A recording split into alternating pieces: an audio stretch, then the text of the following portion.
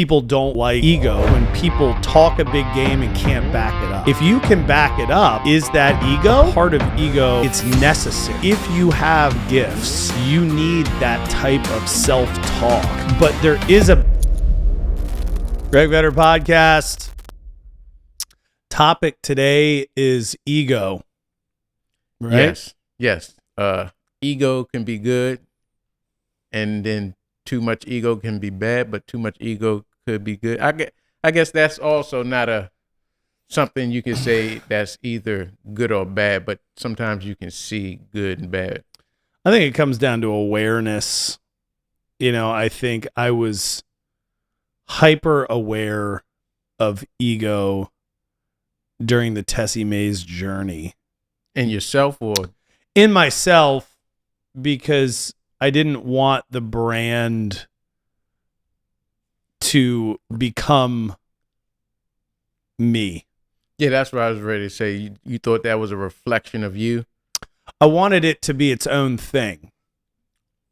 Okay, so you wanted it to be your own thing, but did you see people were kind of like looking at you as Tessemae's, like, and that's probably why you held on it too long, because, well, if this fails, that automatically means I'm a failure. No, that's just pure competition and not wanting to fail. But ego, a lot has been said in a negative light about ego, which I think in some instances is correct. Ryan Holiday wrote an entire book called Ego is the Enemy. I like the book. He came up with... I like that book too. He came up with great examples, and I think being hyper aware of ego is important. But I also think a part of ego is it's necessary. You need the awareness around it, and then you also need to be aware of your gifts. And I think too often with ego specifically, we almost want to beat the gifts out of people and keep the ego down so much and keep people so humble, and we value people that are so humble, and we go after people that are not humble, and we try and make it such a toxic thing. And in, again, some instances, it's right. Some people are toxic and their ego is too much to handle, and it's like, shut the fuck up. But there is a balance where if you have gifts and you need to utilize those gifts in specific moments, you need that type of self-talk and boosting of yourself, which in a sense is ego, to get things done the way you need to get them done. It's like self-confidence, though. It is I guess it's a thin line. It is a thin line. And again, it brings me back to awareness. It's about awareness. You want to be hyper aware of what you're actually capable of. And I think all of this ego discussion comes back to a lack of awareness, because the times where people don't like ego is when people talk a big game and can't back it up. If you can back it up, is that ego?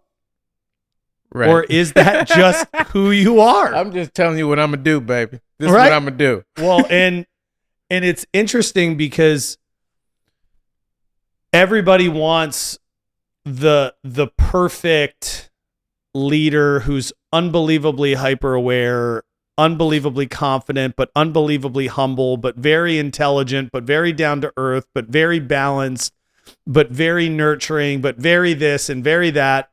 And at the end of the day, it's unrealistic. And I was talking to my performance coach when we first got together. It was like our second session or something. And I was talking about the Tessemae's journey and all that went right and all that went wrong, and my view of the world, and pushing up people, which is, a great book that I love, and making sure everybody has their own platform and that I don't suck all the air out of the room. Because again, so much in executive coaching and CEO coaching and guidance is, you got two ears and one mouth for a reason. And all of that is true. But at the same time, if you need to lead properly and you need to give the answer in the time in which it's time to give it, I think we need to stop creating this toxic environment around confidence in your gifts. If you're gifted in something, and the easiest way to point to it's athletes, and when they're mic'd up, hearing their self-talk in the middle of a game. Yeah. I love that shit, man. Now, that's ego. You're the man. You're the best ever. You were built for this. This is your moment. Controlled aggression. Attack. God put you on this planet for this. You know, that, and then they make it happen. And before the Olympics and sprinting, you know, you get these guys and they're having their conversations and then they go and break a world record and we all love it and we all celebrate. They're not saying, well, I really hope the guy next to me has the best race of all time. And it would be really wonderful if I could perhaps potentially maybe do a good job today. And I think for me, I'm naturally extroverted and loud and aggressive, and that comes off as ego. Now, I will not make a bet for something that I don't think I can win. Yeah, that's stupidity. Right? And I usually don't talk on topics that I'm uneducated on. And so this fine line between who you actually are and what people are comfortable listening to or being around isn't so much about you. It's really about the room you're in and who you're surrounded by. Because when you're in really great elite rooms with elite athletes and musicians and executives and leaders, yes, everybody, it's not everybody at a high level. And there's no reason to puff up the chest and try and one up anybody because they don't need to do it. Right. But at the same time, you're having very frank, bold conversations on the reality of the world. And if somebody's not used to that, they'll go, that guy's an egomaniac. Or, oh my God, that's toxic masculinity. Or, I can't believe it's this level of fill in the blank. Life's a self-fulfilling prophecy.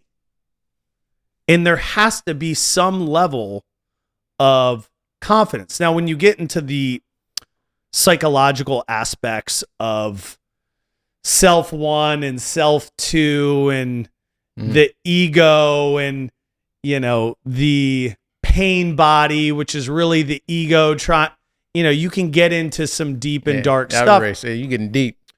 And a lot of it is really interesting stuff. You know, A New Earth by Eckhart Tolle. He wrote The Power of Now, and then he wrote A New Earth. And The New Earth was actually my first deep dive into a very balanced, wonderful explanation of ego and the decisions that I was making day to day that maybe weren't the decisions I should have been making, but were made purely out of ego. And that gave me my first polarizing, crystal clear view. That made you think different? It made me think different. And a great example of this was all tied to material possessions. What watch was I wearing? What shoes was I wearing? What car was I driving? Where was my house? How much money did I make? Now granted, I'm in my early 20s, and so I hadn't embarked on anything real. There was no real adversity. I'm trying to figure out the world. And I read A New Earth and I go, holy shit, I've made 10 decisions, major decisions, in the past 6 months to a year, purely based on ego, purely based on wanting to one up somebody else for the pure and simple fact of one-upping them to prove that I'm somehow better than them, bigger or better or smarter or wealthier or whatever. And so as a reminder to myself, I took off my expensive watch. I put it in my drawer. I went out. I bought a digital Timex at the time. And I said, I'm never going to wear an expensive watch ever again. I'm never going to buy one. I'm never going to wear one. And that is going to be my reminder of I don't need to participate in that game unless I really, really, really have thought it through and want it for the right reasons. Because there's nothing wrong with wanting cool shit. Yeah. If you actually want cool shit versus wanting something to look like something to somebody else. Correct. And I think that's the big thing that it's so hard to be able to explain to a young person or someone that's keeping up with the Joneses unnecessarily for the pure and simple fact that their ego will get hurt if they can't flex their watch, you know? Right. So that's why I wear a digital watch. Now, this is a very nice digital watch, but I don't wear expensive watches on purpose. Right. Unless you want to go out and you might have one that you wear with suits. I don't like to wear my iWatch when I'm really dressed up. Yeah. I've been searching for a nice gold band, little old school watch, something to look nice with the suit. What I got Genevieve, which I thought was really cool, that I wear this with suits, but if I weren't going to wear it with a suit for whatever reason, I got her this super, super vintage 1950s Rolex. And it wasn't that expensive. But it's got like a green face and an alligator band, and it's from the 50s. And it's cool. And you can't even really tell that it's a Rolex, but it's like this really old, cool piece of... Right. So it's vintage, though. Super vintage. But I don't... That's my thing. I don't do that. There's been moments where I've started getting into the research of that stuff because I love vintage shit in general. I love old cars. Yeah. I love old trucks. I love old watches. I love old vintage coats.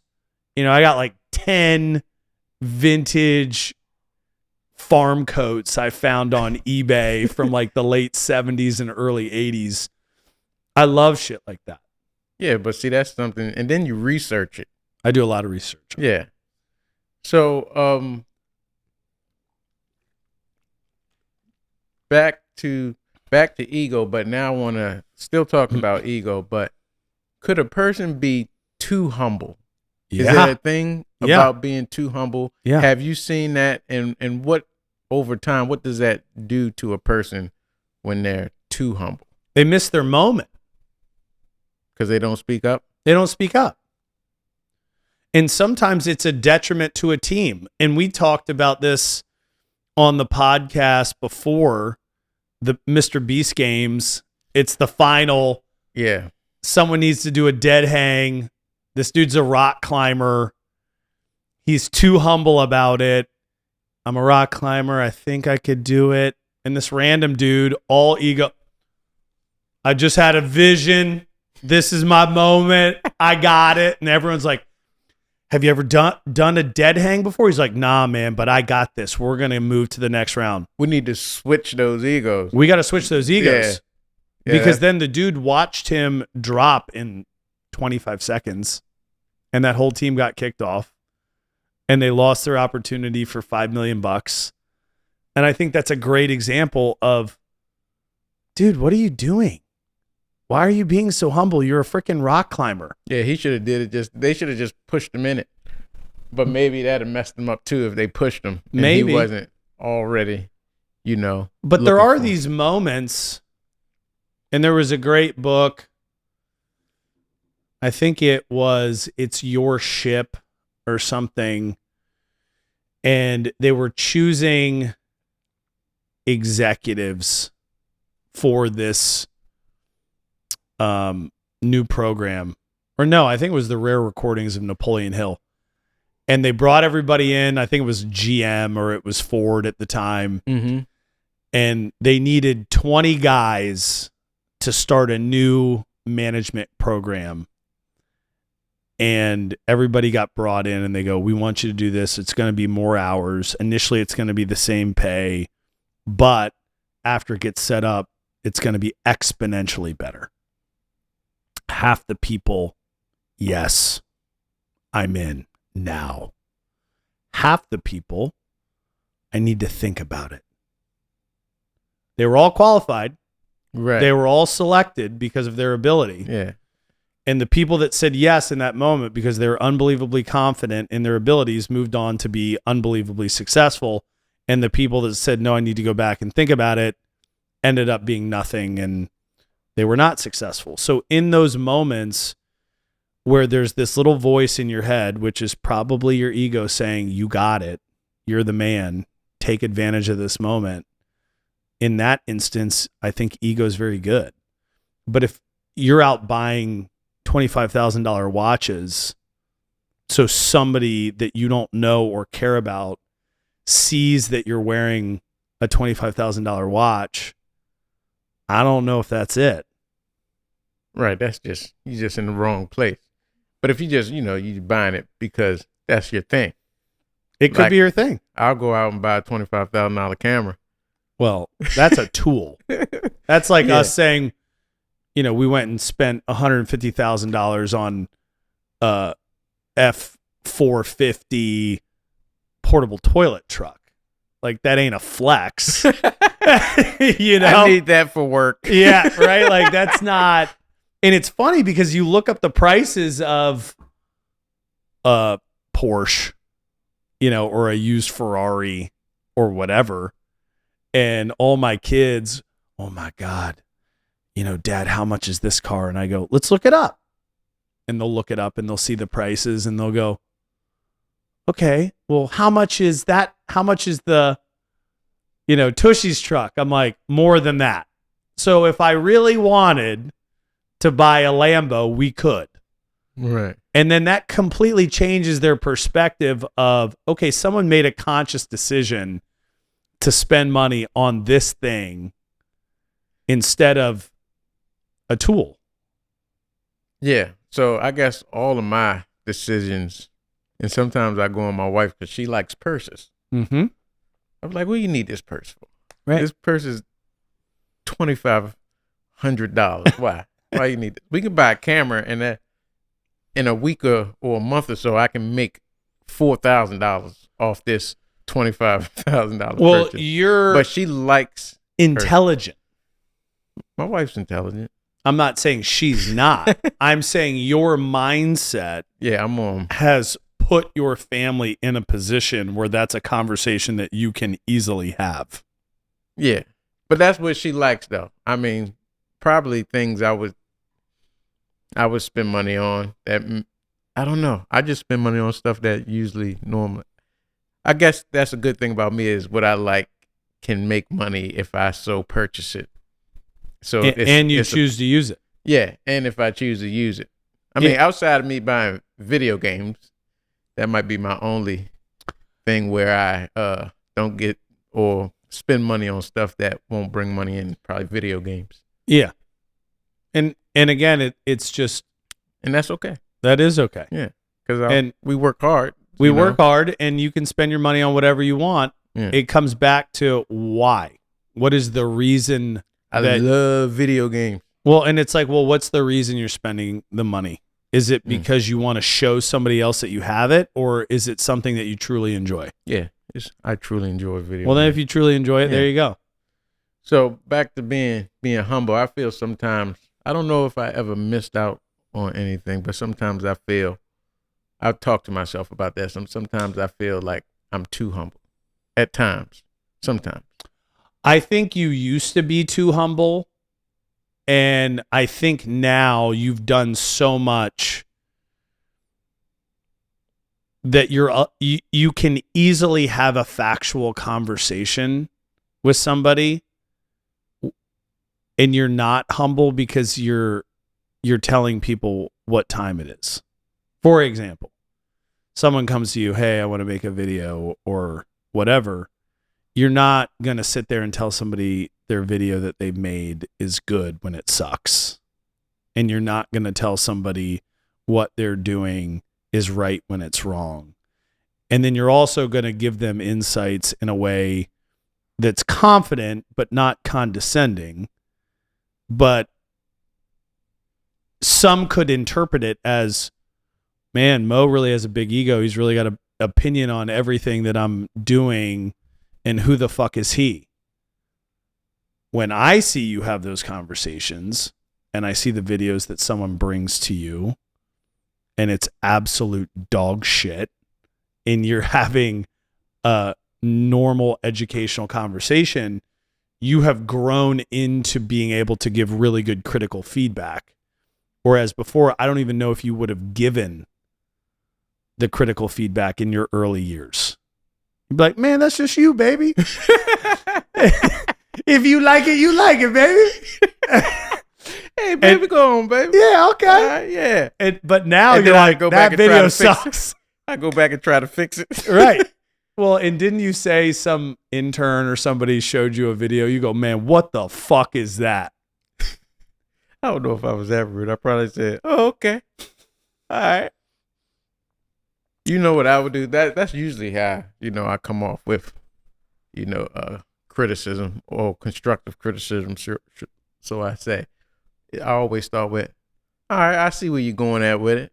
What I would do if I was you, blah, blah, blah, blah, blah, whatever it might be.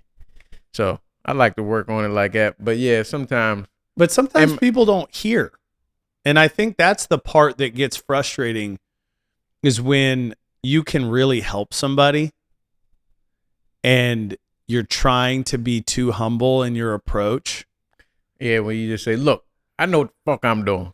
Well, and I've had do this. I've had to have that conversation a couple times where I'm trying to lead the horse to water to get the horse to drink. Right. And they're just not getting it. And I've had to say, listen, I know what I'm doing. I am a fucking expert. Right. You don't know what you're doing. Please, for the love of everything holy, please do this. Stop doing what you're doing and start doing this. Now, with my kids, I ask them a series of questions, which is, do I care about you? Yes. What is my job? To protect me. Am I an expert in this field? Yes. And I'll go through, I'm like, so why aren't you listening? Why do you think at 10 years old or 12 or 14 or 15 or whatever, that you somehow know more about strength and conditioning or lacrosse or social situations or designing a product? Why do you think that you know more than I do? Well, I guess I don't. And you're just like, please let me help you. Please. Yeah. And you gotta be open to help, open to receive help. I think that's one of my strengths too. I'm a very coachable person. You are a very coachable person. You know what I'm saying? I am also surprisingly very coachable, which people do not think that I think about me. You'll be very coachable, but you'll tell the coach exactly what you want. Yeah. Teach me this. I don't need to know that. Really not trying to do that. I want to know how to do this the best I can do it. Right. This right here. Just this. And I am open and willing to do anything. Now, if I need that to get me here, then I'll learn that. But please. Let's go. What do I need to do this? I was taking golf lessons. And that's what I was thinking about when you told me in my that. In my early 20s. I'm not a big golfer. Me either. But I'm hitting this ball and it's just fucking going right. That's me. I'm slicing this bitch so hard. And this guy's going, great job. Great job. And I look at him, I go, the ball's supposed to be going straight, correct? He's like, yeah. Why are you telling me good job when the ball is going over here? He goes, I need to know exactly what I'm doing wrong so that I can fix it. You telling me good job when I'm doing things incorrectly is not helping me. He goes, well, no one wants to hear that. I go, I was ready to say that. I do. Yeah, I was ready to say that. I do want to know. The main people who he's probably been coaching, or they just want that. They're not trying to get better. No. They just want somebody to stroke their ego. Back at it. You see that? And stroke, golf, pun intended. That Boom. should be the end of the episode right there. But all right, yeah. This was a shorty but goodie. Yeah, but I can see that where you just want people. And when you get to, have you ever had that when you reach, I guess, in your entrepreneurial journey and building up your company, people that are around you that really didn't question your decisions or things like that, or, as they say, yes men? Have you ever seen that, or can you notice that? I was hyper aware to not have anybody around me that was a yes man. So how do you go about doing that? And does that have anything to do with ego of you or ego of the other person, or them just trying to stay in your good graces to become something, or to, I guess, was that sucking up? Yeah, well, I never had anybody around me that did that. I always wanted, I love debate. And I love a good debate, like a good, well-spirited argument. I enjoy that. I think it's fun. I loved debate class in high school. So I always wanted people that had very strong opinions with a very different perspective of mine. And I wanted us to go head to head to figure out the best answer and the best strategy moving forward. And I needed people that were strong enough and confident enough to push back every step of the way to get the right answer. And I think for the most part, I had that. I mean, when you look back on the people in our leadership teams over the course of time, I mean, we got in some very heated arguments. Very heated. We had some good people. Right. We had people turning red, flicking each other off, telling people to go fuck themselves, getting up, walking out, arguing. But we always argued and debated to the place where the answer felt right at the end. And I do think I would always say, listen, I don't need to be right. I just want the right fucking answer. So let's sit here with a whiteboard and think through every possible solution for this. Make your case as to why you think this is the best course of action. And we did that a bunch of times because I'm not sure what a yes man does. Now, have you seen those in your course of work and line of work, or you can see? I've seen them in environments I've gone into. Yeah, that's what I'm talking about. It's weird. Yeah. Like I would say the most polarizing moment was when we went up to Savor magazine and did a tasting in New York City of all of our products. And it was something out of The Devil Wears Prada, man.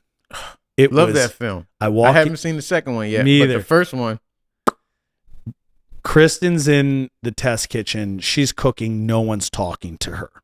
We come up after. We walk by. She goes, "This is a tough room, man. No one's even acknowledged that I'm here." And I'm like, really? So we do this big tasting. We give our pitch. This is our dressing. This is our buffalo sauce. This is our barbecue sauce. We've sweetened it with dates. Here's this, here's that. No one says a fucking word. Everyone's tasting. No reaction, no response. Until the editor tastes the buffalo sauce with a little spoon. Looks at us. It's magnificent.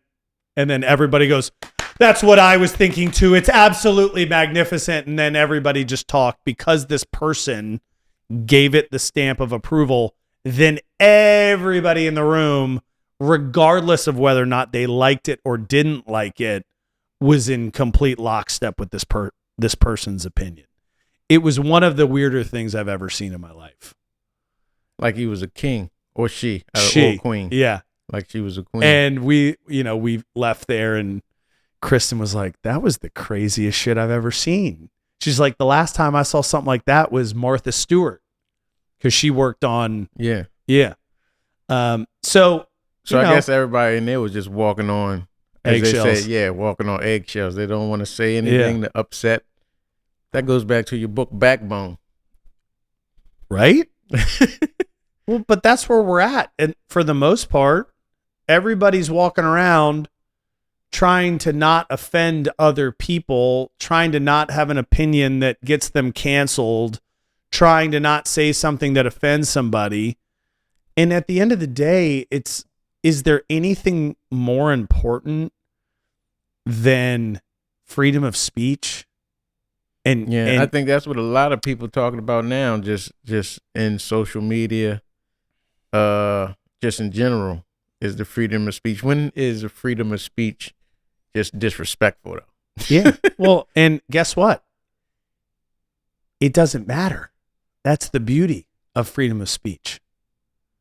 Yeah, but the disrespectful freedom of speech gets you hit in the mouth. Well, and that's a different conversation. That goes back to people not getting hit in the mouth no more. Exactly. That goes back to these keyboard cowboys being able to say whatever they want without any consequences at all. And so this massive rise in disrespectful conversations to people, no one's getting punched in the mouth anymore.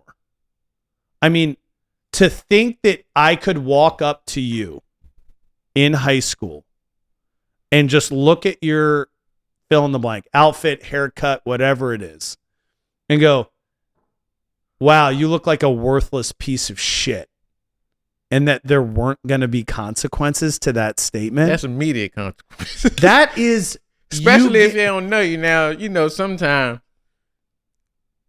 compadres and brothers. Well, I'm not friends. talking about friendly banter and shit talking in a locker room. Yeah.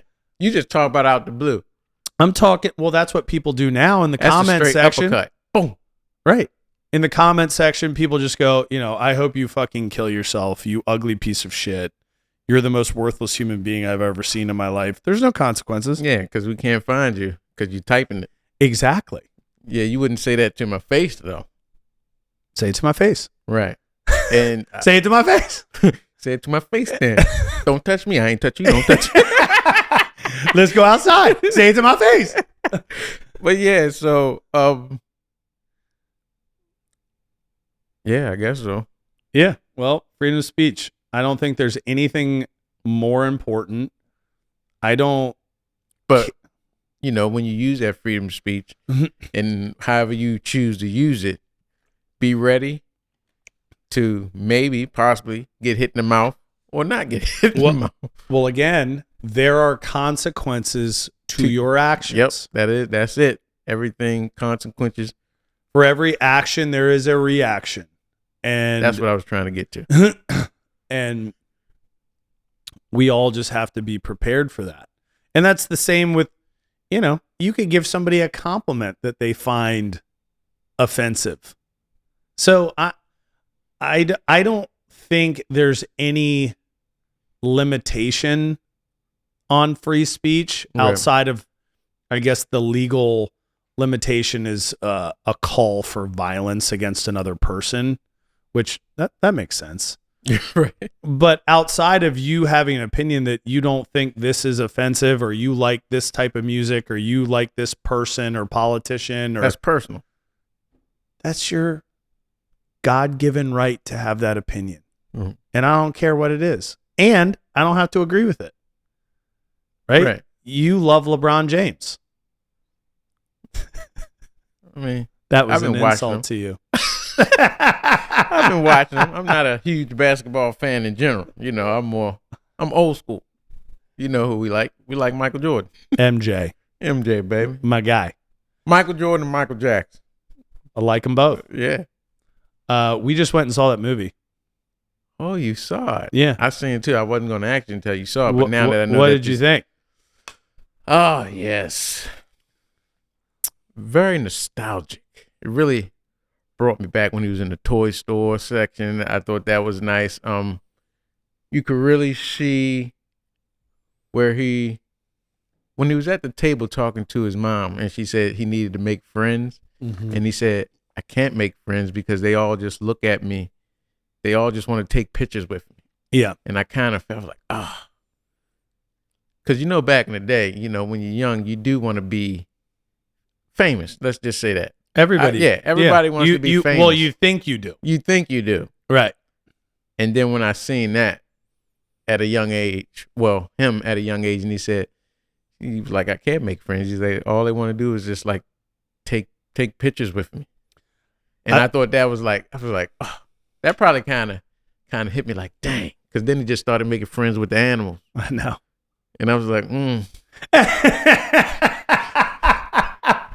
mean, but it's nothing wrong with loving animals. But yeah, but I thought they did a good job. I thought it was very nostalgic. I thought the storyline was lacking.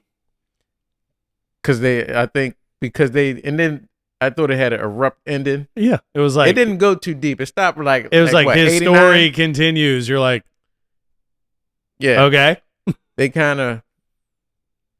didn't get into real controversial stuff in it. Well, his nephew, man, that was unbelievable. He did a good He's job. like his clone. Yeah, he did a good job. He sounded just like him too. It was unbelievable. Yeah, he did a good job. But overall, I think, man, I enjoyed it. My daughter, me, April. Yeah, I took my kids. Yeah. She's a Michael Jackson. I put her on Michael Jackson. I remember when I first showed her the movie Moonwalker.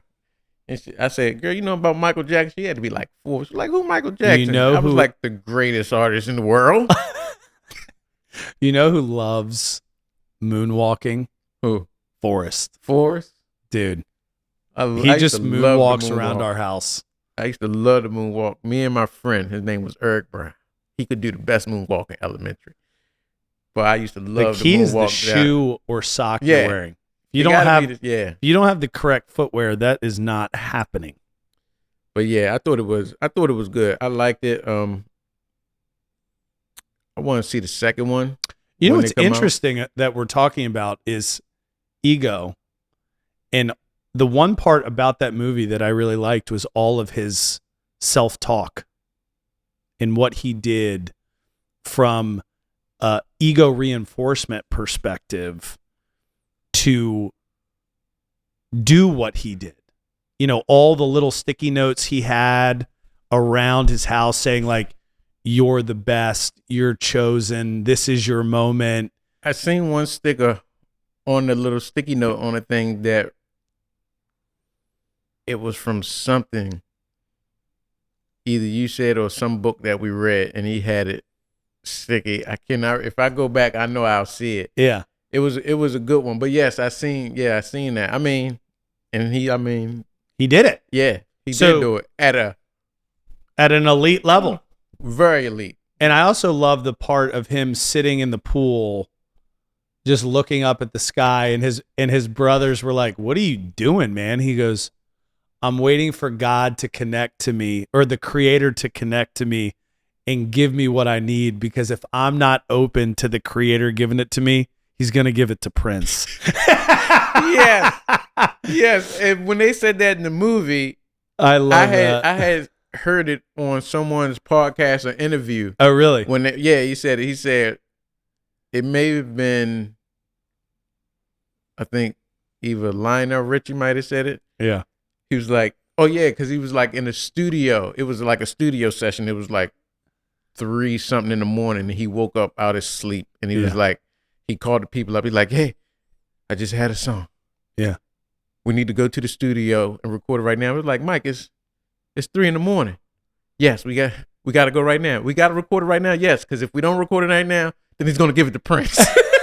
I love it. So I was like, dang. But I mean, again, that was his obsession.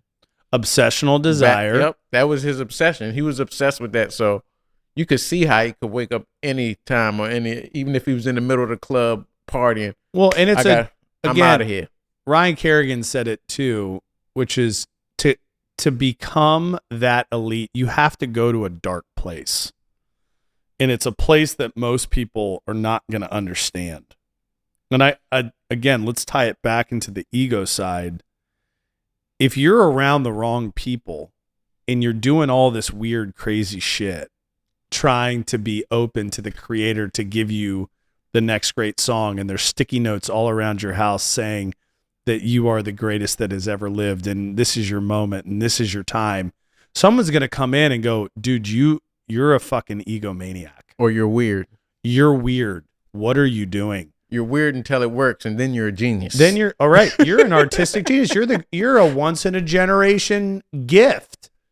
And so finding the balance of confidence and doing things for the right reasons and completely committing to your journey or receiving the gifts that you've been given and being unapologetic about it, I think is this interesting balance of what people know as ego today versus being humble.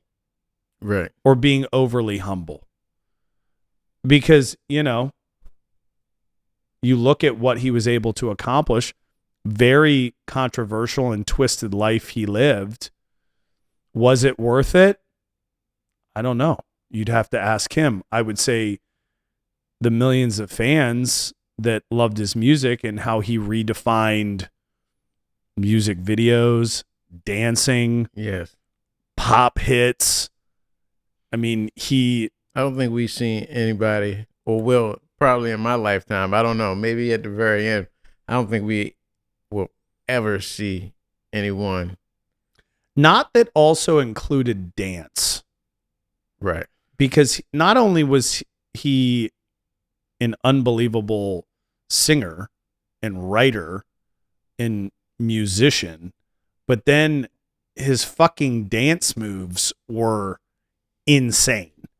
Because like you can think about, all right, well, this dude's written this many hits. Those were amazing. He didn't invent the moonwalk. I don't know if he invented the moonwalk. He made that shit famous to me. He perfected it. He perfected it. Yeah, he perfected it. So, somebody else who they talk about who has ego, and you always hear about him having Kanye West. I was just going to bring up Kanye. Yeah. Because he doesn't have the dance side. He doesn't. But going back to this dedication. But you can hear his, I'm sorry. But yeah, but you can not hear, but he always says, I'm going to do this and I'm going to do that. I'm the blah, blah, blah. And I love Kanye West. That's on my top 5 rapper musicians. I think he's my top. I mean, yeah. Lil Wayne is love my Lil top. Wayne. Yeah, but Lil Wayne's right there. Yeah, he's my number 1. Is he? Yes. Love him. It's phenomenal. But to get to that place, no one else can get you there because you are breathing such rare air and you are creating shit that has never been created before. There is nobody that can help guide you to that place. They can simply assist you, right? Provide you water when you're thirsty, but it's not like you're just churning out standard pop hits that follow these 5 notes that we're targeting for the summer or we're doing a Christmas album or whatever. They're creating shit that no one has ever heard before. And that's artistic genius at work. And you've got to be a different breed of human, and your brain has to work in such a weird way that we shouldn't be having discussions about ego with those dudes. Right, because that's just their natural way of life. They're like goalies in lacrosse, man. It's like, dude, if you save the ball, you can be as weird as you fucking want. Like, we had a goalie talk about ego. This dude would wash every lacrosse ball before practice, sitting ass naked in the locker room shower. So you'd walk in, he's sitting there naked, washing every lacrosse ball. Then he would just walk around the locker room naked talking to you. And you're like, dude, come on, man. You know, like, it's one thing if you're changing, you're putting your shit on, like you're having a conversation. It's a completely different thing to just be like, you got that homework. Yeah, man. You were at the biology fucking exam yesterday and you're like, the moment you stop saving these balls is the moment we stop having naked conversations, my guy. But at the same time, who wants to... He was good at his job, huh? Who wants to go into a goal with no pads on and get hit basically with a rock at 100 miles an hour all day, every day as your job? There's no pads. They wear no pads. They have a thin chest protector, a cup, gloves, no arm pads, no leg pads, and a helmet. Just wearing shots at 100 like it's nothing. That's a different breed of dude. They're not normal. And it's just like, leave them be. And they need whatever they need to say to themselves, whatever ego they need to have, they get to have it. Because how else are you going to get in that fucking goal? And that's just based off, you know, as you were saying, self-talk. Like, it's self-talk. Self-talk. And who are I think everybody should do self-talk. Well, and who are we to humble them? That's how you feel. My dad used to always tell me, and I think I said it before on the podcast, he said, you the man and don't let nobody else tell you different. Right. He used to tell me that all the time. And then we do our little fist bump. The world needs more of it. Yeah. You the man. Don't let nobody tell you different. Because the world's going different. to beat you down. It's going to humble you. Trust me on that one. And, you know, we need a little bit more self-talk, positive self-talk. And we need a little bit more people thinking they can change the world. Now, you better have the skills to back it up, because just like that naked goalie, the moment you aren't saving the ball anymore, or you're not producing what you need to be producing, you don't get to be weird. Yeah. Now you're just reared for no parent. Right. Then we're gonna have a conversation about ego at that moment if you can't back that shit up. All right, baby. Let's go. All right. Well, Greg Vetter podcast on ego here with Go-Go Mo. Thanks for coming, and we will see you next time.